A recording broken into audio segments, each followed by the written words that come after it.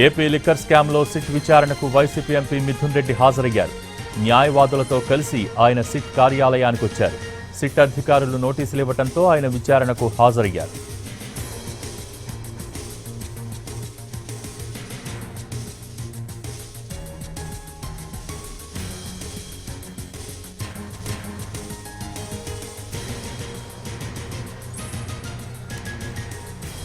AP liquor స్కామ్లో SIT విచారణకు YCP MP Mithun Reddy హాజరయ్యారు. దీనికి సంబంధించి మోర్ అప్డేట్స్ మా ప్రతినిధి శ్రీకాంత్ లైవ్లో అందించేందుకు సిద్ధంగా ఉన్నారు. Srikanth, over to you.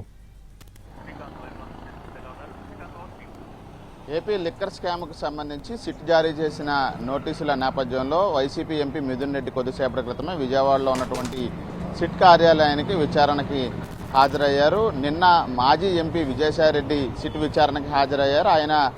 ఆయన్ని 3 గంటల పాటు సిట్ విచారించింది. ఆయన విచారణ అనంతరం మీడియాతో మాట్లాడుతూ ఈ వైసీపీ ప్రభుత్వం వచ్చిన తర్వాత ఈ లిక్కర్ పాలసీకి సంబంధించి 2 మీటింగులు జరిగాయి. ఆ మీటింగ్లో మిథున్ రెడ్డి కూడా పాల్గొన్నారని కూడా ఆయన చెప్పిన నేపథ్యంలో గతంలోనే డిస్టిలరీస్కి సంబంధించి సిట్టు అక్రమాలు జరిగాయని చెప్పి గుర్తించి ఆ డిస్టిలరీస్ నుంచి కొంత సమాచారం కూడా సేకరించి స్టేట్మెంట్ కూడా రికార్డ్ చేసింది. వాళ్ళు ఇచ్చిన స్టేట్మెంట్ ఆధారంగా మిథున్ రెడ్డి అనుకో అని ఆ స్టేట్మెంట్లో ఉన్న నేపథ్యంలో ప్రస్తుతం మిథున్ రెడ్డిని కూడా విచారణకు రావాలని చెప్పి సిట్ కూడా నోటీసులు జారీ చేసిన నేపథ్యంలో ఇవాళ ఆయన 10 గంటల సమయానికైతే సిట్ కార్యాలయానికి చేరుకున్నారు. అదేవిధంగా ఇవాళ విచారణకు రావాలని ఈ కేసులో కీలకంగా భావిస్తున్న కసిరెడ్డి రాజశేఖర్ రెడ్డికి కూడా సిట్ నోటీసులు ఇచ్చింది. ఇది 4వ నోటీసు. ఇప్పటి వరకు కూడా కసిరెడ్డి అయితే అందుబాటులో లేరు. ఆయన పరారీలో ఉన్నారు కాబట్టి ఆయన కోసం గాలింపు చర్యల వైపున చేపడుతూనే ఇతర కీలక వ్యక్తులుగా భావిస్తున్న వాళ్ళు ఎవరైతే ఉన్నారో వాళ్ళందరికీ సిట్ నోటీసులు ఇస్తా ఉంది. అందులో భాగంగానే మిథున్ రెడ్డి కూడా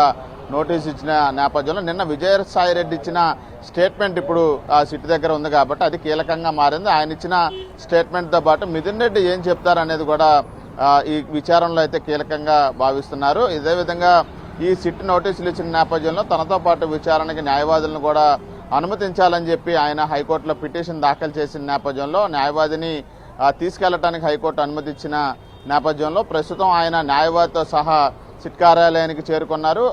దీని తర్వాత ఆయన మీడియాతో మాట్లాడే అవకాశాలు ఉన్నట్టుగా అయితే మనకి తెలుస్తూ ఉంది.